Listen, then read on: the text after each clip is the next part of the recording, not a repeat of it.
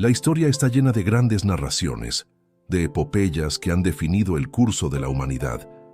Pero entre sus capítulos más brillantes, a veces se esconden silencios, vacíos tan profundos que invitan a preguntarnos si lo que no se cuenta es, en realidad, la parte más importante del relato. Los evangelios canónicos nos entregan la crónica de un nacimiento que dividió el tiempo en dos y un ministerio público que cambió el mundo para siempre. Nos hablan del niño que asombró a los doctores en el templo de Jerusalén a los 12 años y del hombre que, a los 30, emergió de las aguas del Jordán para comenzar su misión. Pero entre esos dos momentos hay un abismo. 18 años de completo y absoluto silencio. ¿Dónde estuvo Jesús durante su juventud?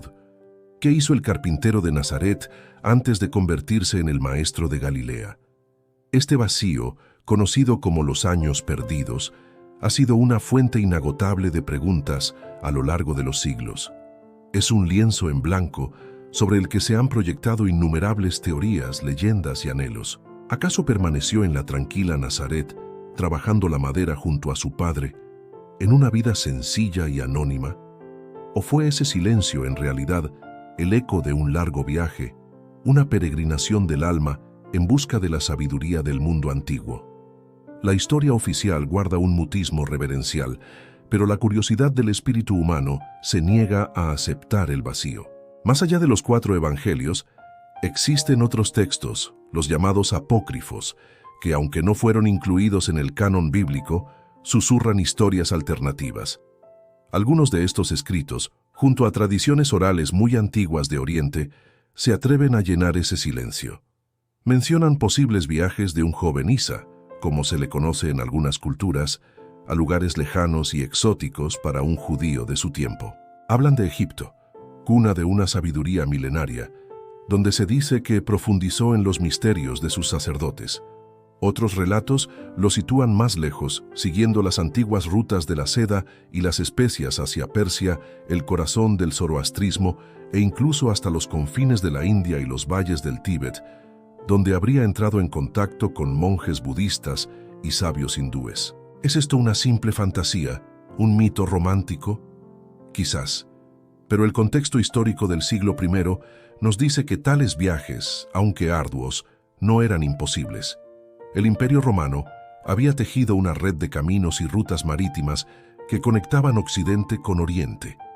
El intercambio no era solo de mercancías, sino también de ideas, filosofías y creencias. El mundo era un crisol de culturas, donde las enseñanzas de Zoroastro, Buda y los filósofos griegos viajaban junto a las sedas y el incienso. En este escenario globalizado, la idea de un joven buscador espiritual de Galilea, emprendiendo un viaje para aprender de otras tradiciones, no es en absoluto descabellada. Era un mundo sediento de conocimiento. Y Jesús, el hombre que encarnaría la sabiduría, bien pudo haber bebido de muchas de sus fuentes. Y es aquí donde el misterio se vuelve revelación. Cuando analizamos las enseñanzas de Jesús, encontramos ecos asombrosos, similitudes profundas con la sabiduría de Oriente. Su llamado al amor universal, a la compasión por todos los seres sin distinción, resuena con el concepto budista de metta. Su énfasis en el desapego de las riquezas materiales y la búsqueda de un reino que no es de este mundo, evoca el camino del desprendimiento predicado en los Himalayas. La idea del reino de los cielos está dentro de vosotros. Parece un reflejo directo de la búsqueda interior del Atman en el hinduismo. ¿Son meras coincidencias, arquetipos universales que emergen en distintas culturas? ¿O son la prueba de un diálogo silencioso, de una síntesis espiritual forjada en esos años de ausencia?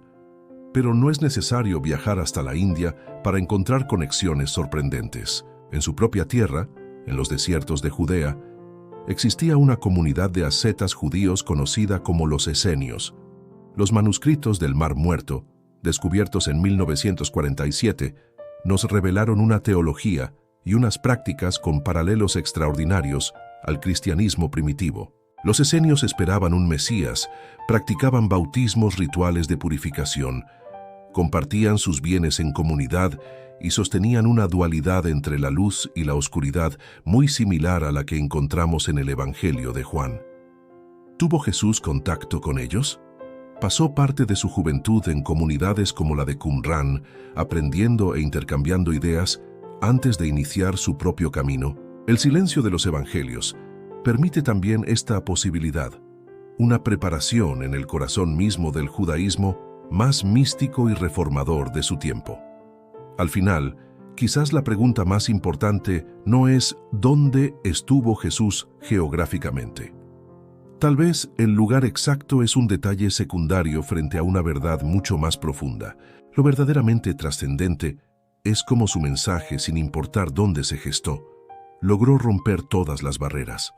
Su palabra se convirtió en un puente entre Oriente y Occidente, uniendo la devoción monoteísta de Abraham con la compasión universal de Buda y la búsqueda interior de los sabios de la India.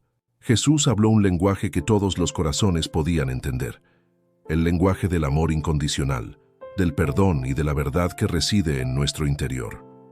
Su mensaje no fue una doctrina cerrada, sino una síntesis viva de la sabiduría más elevada de la humanidad.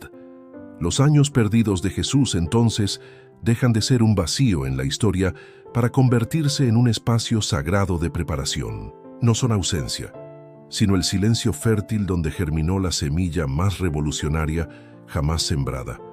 Es el silencio del aprendiz que escucha, del peregrino que camina, del alma que se sumerge en las profundidades del espíritu humano y divino para emerger con un mensaje capaz de sanar al mundo.